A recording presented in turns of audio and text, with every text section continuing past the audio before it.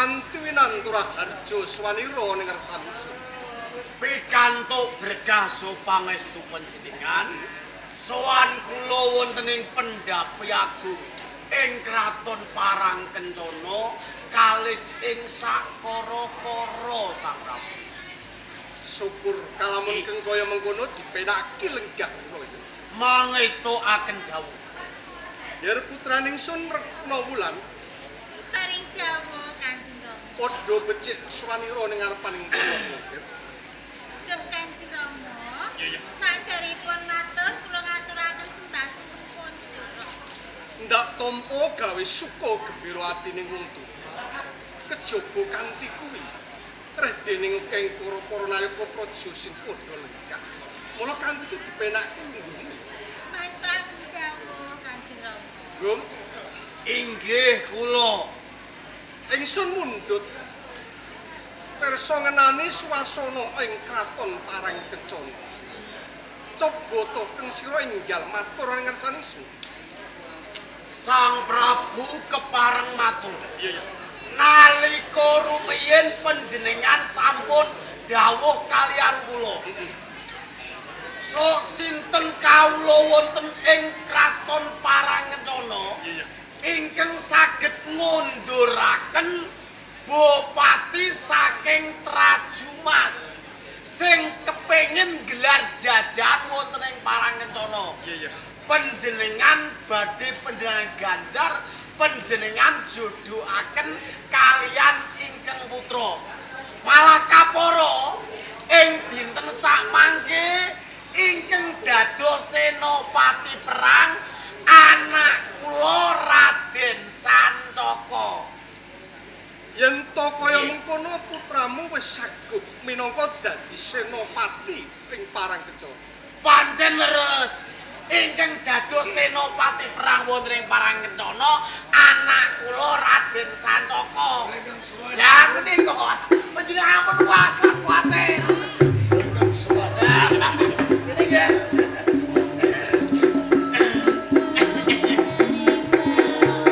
Nah, menika anak kula Raden Sancaka.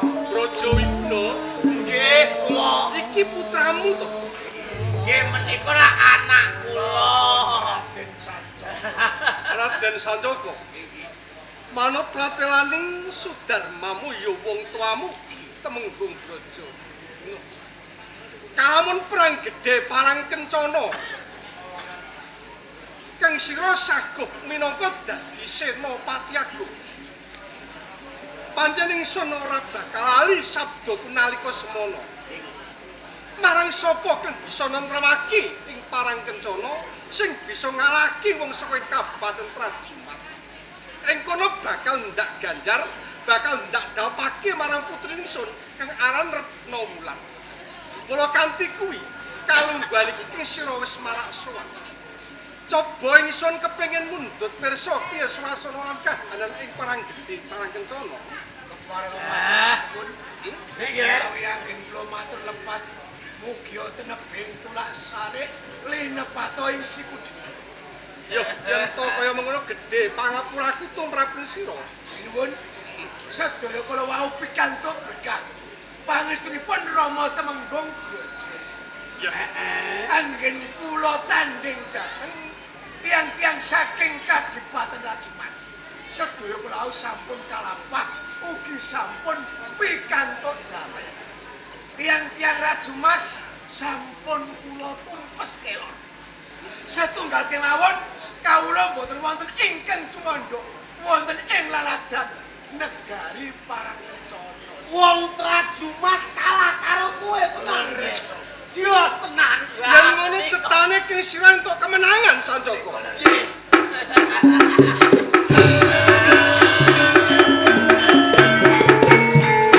Anake esminipun yen pitados. Senajan kula namung putra Temenggung. Minangka Gatot kacanipun negari Parangkencana. Braja Wiguna, Nggih, kula. ingsun pitaya marang putranira Raden Sancaka. Kalamun ing Parangkencana ana Kanoman jagep telu kaya putramu, ndak kira bakal nuwake Bakuh Kukuh Sentosa ing Parangkencana. Nggih. Mula kanthi kuwi Braja Wiguna ingsun ora ali marang sabdan ingsun nalika semana. Marang sapa sing bisa nentremake swasana ing Parangkencana bakal ndak dapake marang putri ingsun. Wiwit kalungguhan iki putranira si Raden Sancaka bakal ndak jodohake marang putri ingsun. Panjenengan jodohake.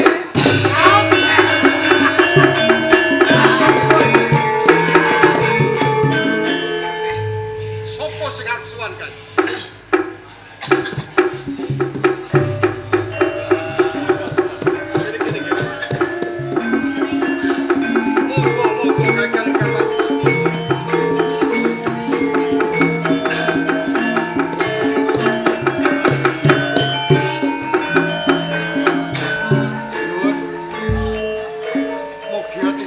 Dhateng Tulak Sari miwah Askudita. Randhatipun suwanipun ingkang abdi namung mireng dhateng mriyem ingkang jumlegur sorak ingkang ngambata rubuh lajeng wonten minapa. Kakang Regen Patih Kuda Kringgo. Pancen bener apa kang sira aturke ing ngarsane ingsun. Ing kalungguhan iki ingsun misuda lan paring ganjaran marang si Raden Sancaka bakal ingsun dhaupake marang putri ingsun Regna Wulan. Lajeng kanthi dasar menapa? Dasare nalika semana ingsun wis nganake Dewi Sayembara marang sapa sing bisa nentremake Parangkencana lan sing bisa nelokake bupati saka Trajumat. Ing kono bakal ingsun ganjar marang putri ingsun Radening Raden Sancaka. Dheweke matur ana ngersane ingsun kalamun Raden Sancaka sing bisa ngentasi gawe kang teges dheweke bisa nelokake bupati saka Trajumat. Sinuwun kepareng ngabdi dalem kula munjuk. Iya, menawi mangke panjenengan paring ganjaran dhateng Raden Sancaka ateges kados dening tiyang pupur sak sampunipun bujur dela penggalih panjenengan sak sampunipun paring kanugrahan dipun dhaupaken dhateng putra-putranipun. Kakang Kuda Kringgo kenging menapa panjenengan matur keng kados mekaten? Napa dasaripun Kakang? Boten silih dhateng paningalipun tiyang sanes. Menawi ing saged nentremake praja wonten ing Parangkencana boten sanes lare ingkang saking Karang Pradesan. Menapa kepareng kula larapaken ingkang pedhapi. Sinten paunganipun? Naminipun Permadi. Permadi. Kakang Yuda Kringgo jenengan niku warangka dalem wonten ing Parangkencana. Yen ngendika kedah ngangge watonan. Ing dinten sak mangke ingkang saged ngunduraken bupati saking Trajumas menika boten nem-neman saking Karang Pradesan nanging anak kula Raden Sancaka. Kuwi rak saka ature anakmu. Nggih. Kowe ora weruh kabukten. Boten peperangan ingkang weruh kuwi aku kanthi ingkang disukseni karo Kanjeng Pangeran Galih-Kusumo. Ora mung aku tok. Kepareng munjuk Rama. Nggih, Pangeran Galih-Kusumo. Inggih, sejatosipun kula menika pirsa piyambak. Permadi menika tetulung kalih Sancaka, mbok bilih mboten wonten Permadi Sancaka menika sampun seda. Nggih, Pangeran Galih-Kusumo. Inggih. Rama kidung bingung anggonku ngawicaraning palungguhan. Sinuwun, Kakang, dimen cetha gamblang miwah kerca perwaca. Ngersa dalem kula aturi mundur pirsa dhateng lare nem-neman ingkang nami Permadi. yen to mangkono malah kowe prayoga. Iya ya, Kakang. Permadi. Maju kene maju kepara maju. Maju. Permadi. wong desa, wong desa. Pakanamu sego telo, rambutmu abang tur pero, turumu menyang kloso, sesuk Selasa arep bongko. Maju.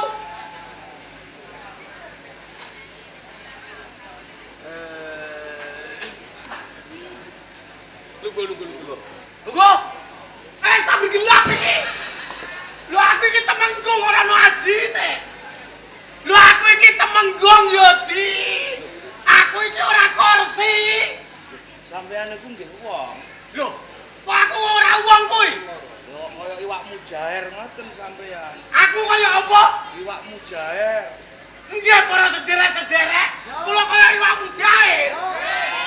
Kula kaya iwak mujair. Aku Temenggung kok iwak mujair. Permati, Nggih. matut manut pratelane ature Kakang Patih Udakara. Kalamun keng sira sing bisa ngentasi gawe lan sing iso mbalekake senopati saka tradisi. Mula bukane dimening sun cetha perkara iki. Apa bener keng sira keng bakal bisa nentremake negara Parangkencana? Boten, Lah, boten kula niki namung misah wong gelut. Kowe misah gelut. Nek kepareng kula niki badhe matur kalih sampeyan. Keng sira arep matur apa Permati? Ngaten. Ngepasi kula niki golek renceng. Kula niki ajeng wangsul. Lah, keng ketebian iki wonten tiyang gelut. Wong lanang kalih wong wadon. Ana wong gelut lanang karo wadon. Nggih, sing lanang niku jenenge Raden Sancaka. Sae niku tiyang niku sae. Kula diparingi ganjaran. Raden Sancaka gelut kalih tiyang wedok Senopati. Uga jenenge kula mboten ngertos. Sik. Keng sira matur gelut kalamun Raden Sancaka. Nggih. Apa kae pawongane Permati? Nggih, niki sae niki. Den Mas Sancaka anak niku Temenggung mesti apik. lho anake sampeyan. Lah iki anakku, Di. Kok beda? Bedane nggon ngendi? Bedane manggon ngendi? Den Mas Sancaka niku bagus. Gagah pideksa. Lah sampean kok kaya pelem kiyong. Iya. Nggih para sederek-sederek, kula kaya pelem kiyong. Kula kaya pelem kiyong tenan. Jenengan niku kok iso-iso. Lah niki ngeten. Piye Permati? Mula bukane kronologine. Nggih. Niki ngeten, kula praktekno niki kepareng napa Tuladane mboten? kepiye Permati? Ngaten. Lah niki ndara Supaya kawula ing Parangkencana padha mangerteni. Cetha gamblang. Mbok prakteke. Nggih. Oh, iya ora apa-apa. Sampeyan niku ibarate kula.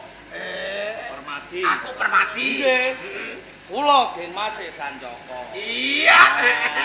Carane piye? Sak sampunipun kula niku caos pitulungan dhateng Den Mas Sancaka. Iya.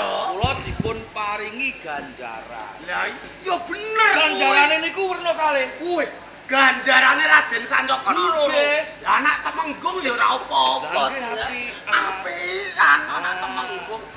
Lah carane piye? Dipun Aku Permati. Iki Kula digoblok. Lodho. Kowe Raden Sancaka. Nggih. Anakku. Anake sampeyan. Iya. Iya, Di. Permati. Rendeng kowe wis menehi pitulungan karo aku. Pantes lamun aku menehi ganjaran karo kowe Permati. Wah, menawi yo panjenengan paring ganjaran kalian kula. Iya. Kula nggih saged. Ganjarane werna loro. Wonten kalih, Den Iya. Mas. Kepiar karo kempel. Iya. Cocok anake Temenggung. Milih sing endi? Nah, aku yo basa. Lho ya bos. Oh, basa. Nggih, kula milih ganjaran sing kempel. Kempel. Sing kempel. Carane tanganmu ngatong Permati. Caranipun Tanganmu ngatong. tangane ngantong. Nggih. Mripatmu merem. Mripat kula merem. Iya. Karo melet. Lho aku iki mau padoke asu piye? Hah? Pengin Iki pengen ngomong ganjaran apa ora? Iya. Iki. Dek! praktek ora kena nesu. Iki praktek. Praktek ora kena nesu. Ora kena Yo ora apa-apa, ora apa-apa, yo ora apa-apa. Piye rasane?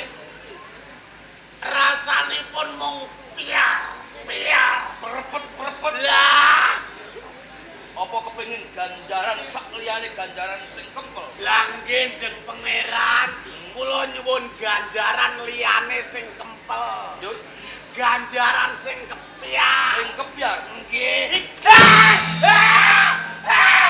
Oh, Gelap kowe. Lho aku iki temen kok. Cukup. lho, tesih wonten setunggal. Isi ana meneh. Lah si bacot ki Niki praktek ora kena nesu. Praktek ora kena nesu. Nek nesu nampa Pidana. cocok piye? Cocok.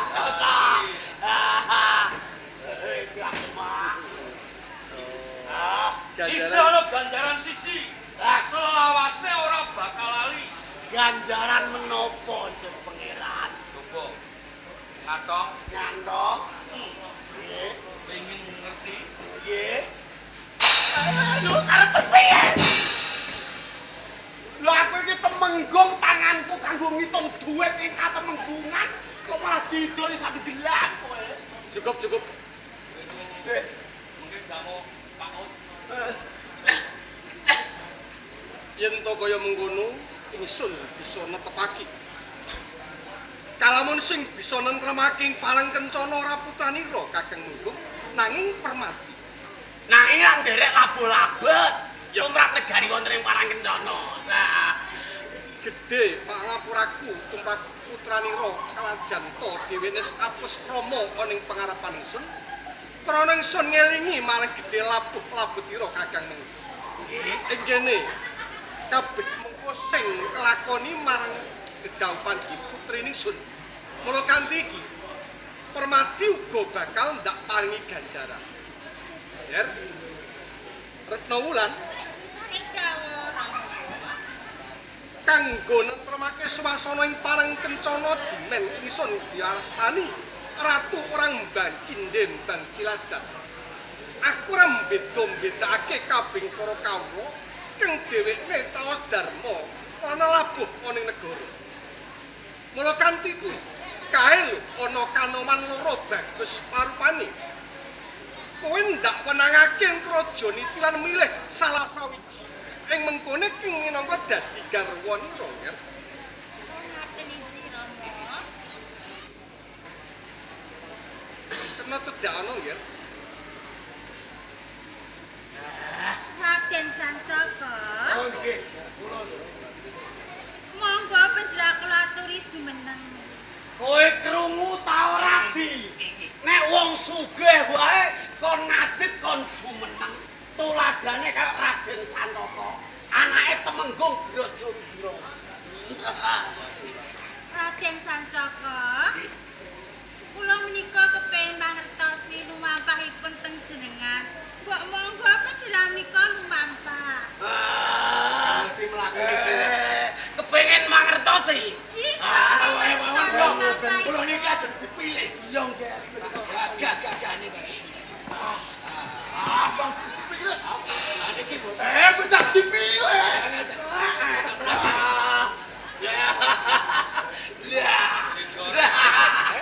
Ribut. Cocok nggih. Kanjeng Rama. Piye Nger? Anggenipun menapa menika gagah sanget Rama. Dasare piyayine gagah gedhe tur pasuryaning bagus. Cocok kalamun mengkone minangka dadi garwamu ya. Menika leres ya Rama. Nang kae Cing Permati iki. Oh ngaten iki. Permati. Kok coba ngateka. Kekrungu. Kowe punya wong melarat, wong desa. Kowe ora kon jumeneng nanging kon ngadeg kowe. Aku iki kulo iki. Iso ae. Krungu apa ora kowe? Salah. Nggih, kados pundi? Tepungan ya, tepungan ya. Tepungan. Diwanoke. Kalure iki. Aku rek kaulah. Kula Warsidi. Warsidi piye? Rama? Lho, kenapa? Kapalen Rama. Piye? Iku kapalen iki lho. Astanipun lho Rama. Tangane kapalan, Ger. Wong desa, Nger. Bener nek tangane kapal, Nger. Nek kapalan gak malah sampeyan gathuk. Lho kok gathuk? Lah sampeyan kapal tekan tengah segara sampai Tejegono segara. Sagelah. Kowe seneng aku mati. Permadi. Saiki aku pengen ngerti anggonmu mlaku. Saiki mbok mlaku wae pengarepanku.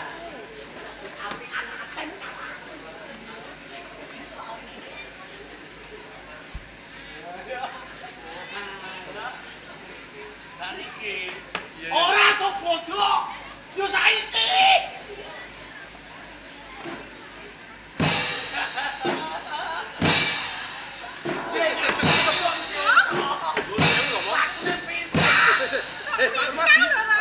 Aku kok kaya ngono kuwi karepku piye? Lho. Penjelasan mboten Kowe aja ngising-ngising.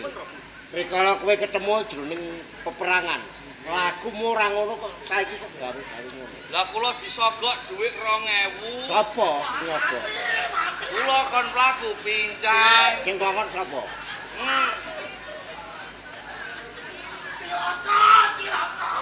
Bojowe guna. Wong elek kok sekojur. Wiwit rupa nganti atimu gedhoamu kok elek. Apa kene ben ditampik, kene ben dicacat. Kanthi dhuwit 2000 kok bisa gawe. Eleke si Permadi. Niki dak duwe sampean, ah. Balik. Iya, Dik. Balike. Ayo, gini. Jaya Wiguna. Lombok weno apa ora, Dik? Iki dhuwit tukon es lho, Dik. Lugo Jaya Wiguna. Nggih, kula. Kaya ngono kuwi to kudu sira kersane. Kang sira ki punggawaning negara. Sing mesti kowe paring tulodo sing becik karang kabing para kawula. Yen punggawaning negara tumindake sithik uga sithik ora bener. Saya-saya kowe wani peparing dhuwit karo Permadi. Kuwi aja dibacutke. Kuwi tulodo sing ora bener. Nggih. Wonten KPK sampean kira napa mboten? KPK kowe apa? Komisi Entah Dasar. Apa kowe kepengin tak lorot palunggumu? Mboten kula ambali. Ora ambali? Nggih, kula nyuwun pangapunten Sang Prabu. Kakang kudu keliru. Sinuwun. Rahayunipun wonten dika enggal sowan wonten ngersa kula. Kalamun dika mboten enggal sowan tertamtu, putra kula badhe kula dhapaken para Mila sedaya kula caosaken dhateng nasa dalem. Jalaran ingkang kagungan panguwas wonten ing Parangkencana menika namung panjenengan. Permadi. Ora ketang kang sira wong saka desa wong Sudra Sempali. Nanging ingsun nalika semana kaweca sabda ningsun. Marang sing bisa nentremake negara Parangkencana bakal ndak daupake marang putri ingsun Retnawulan. Mula ing kalungguhan iki atas nama ingsun pengayoman ing Parangkencana. Ingsun bakal paring geganjaran marang ing sira. Wiwit kalungguhan iki Permadi kang sira bakal tak daupake para putri ingsun Retnawulan.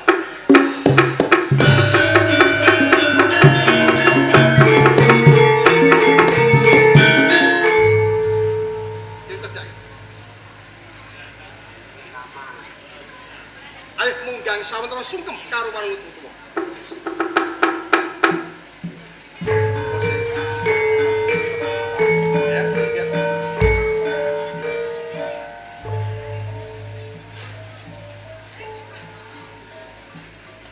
Bebek mangan kairut. Ya, Awak sobek nurut-nurut. permadilan kowe Retnawulan. Ndak suwun supaya bisa lestari anggonku kebrayan. Sabar! Boten termaki ing katon Parangkencana. Kebangetan awak mikir. Ini ki anakku. Permadi, Sopo? rebening kowe wis dedaup karo putri ingsun. Ingsun ngeparengake ing sira kena mancing jroning taman Sekarwe. Cepat! Pancing paman kesedo ini koyo.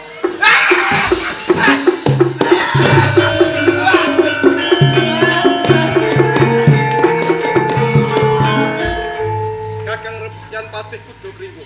Sinuwun. Redening Parangkencana sampun wonten katentreman, monggo kula aturi jagi nentremaken swasana ing Parangkencana. Bareng sinuwun. Iki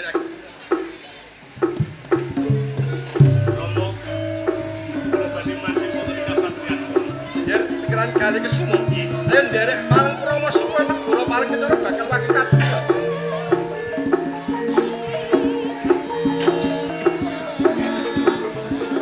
Kula ngaten iki semangat. Kula mboten lakoni. Kowe ora usah bingung. Kowe ora usah ngamuk karo wong tuwa. Oh, mboten niku pripun. Najan to Permadi dijodohke karo Rekno Wulan, ya katresnanmu. Wewaton wong tuamu Brojo Wiguna isih urip. Penjangkamu bakal kelakon. Ngangge cara menapa, Rom? Lho, wong kene wis padha ngerti. Pikirane Temenggung Brojo Wiguna. Pikirane Temenggung Brojo Wiguna. Wong sakmene akiye iki lho, ora ono sing ukune karo Brojo Wiguna. Bener apa ora? Pinter aku mau pinter kowe. Pinter aku mau pinter kowe. Terus wes ora usah gugu, Ger. Sekwe dhewe katresnan. Lho, duweni katresnan. Tekano ning papan kene. Wis tuh.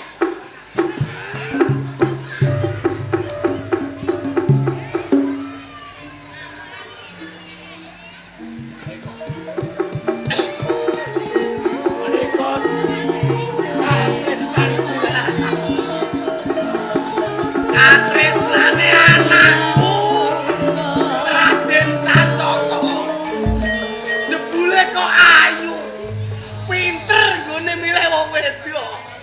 Iki napane sampeyan? Iki calon maratuamu.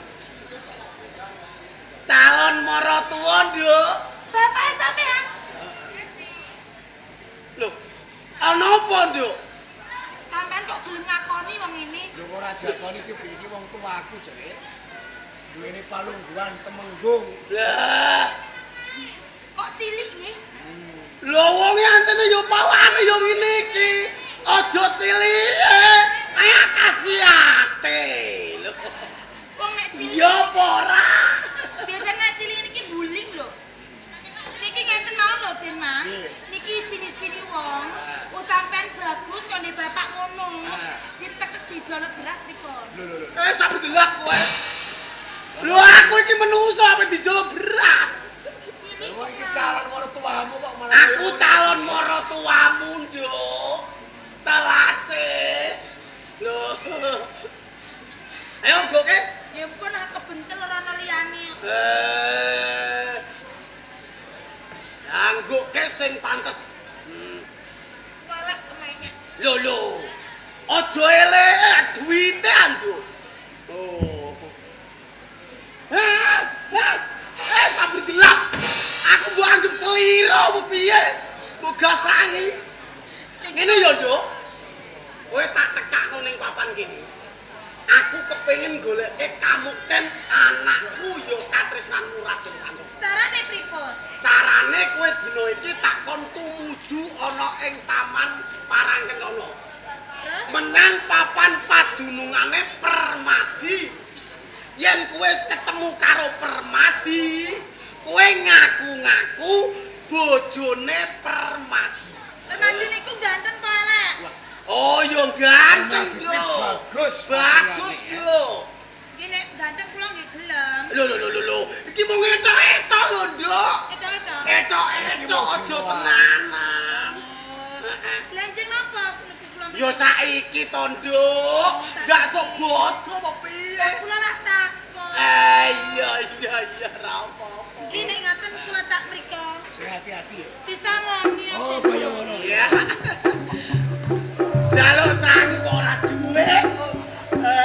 Ngene karo wong Aja aku tenanan. Iki mau biroan.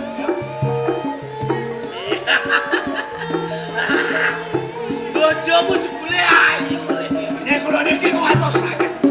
Menawi telase mangke lumebet wonten ing dalem taman saya. Mangke menawi kawiyan. Menawi Permadi ngertos menawi telasih menika calon bojo kula terus pripun? Oh iya. Tan wurungu kawiyak ya Sancaka. Wong tuwa kuwi pintere wong sak donya kok ora iso koyak. Sadurunge perkara iki kawiyak. Katresnanmu telasih kudu mati. Kudu mati. Nah ora mati Kawiya, palunggu aku dicopot karo Sang Prabu Parangkencana. Sinten kang wonten Mejahi? Lah, Senopati Jayeng Logo. Ngeten. Pangastu. Paman kene.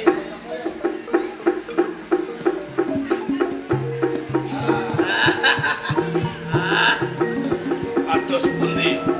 Senopati Jayeng Logo. Nggih.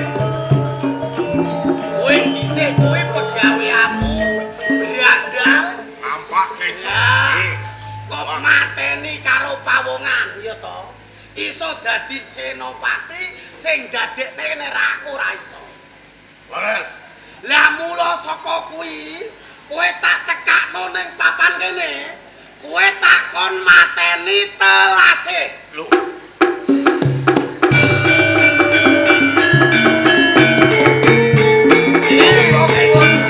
Menapa kula niku kan umat malih?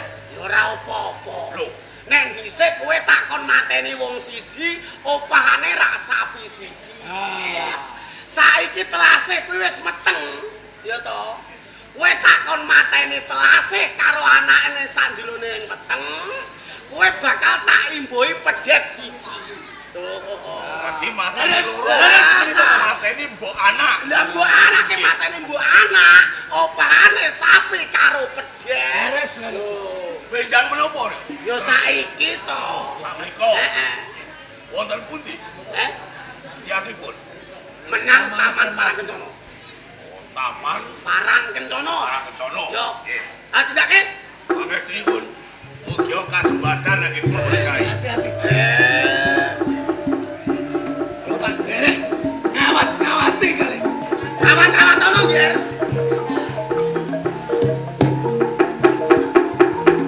Raja Wiguna padhone. Donya ora ana wong pinter. Donya ora ana wong jaduk. Kejaba Temenggung Braja Wiguna. Donya kuwi tak puter. Tak gawe geger, tak gawe tentrem. Iku tuh Braja Wiguna. Pancen Parangkencana arep tak gawe geger. Nek Parangkencana geger, Ratu Parangkencana mati. Koplang sing dadi ratu sapa? Temenggung Braja Wiguna.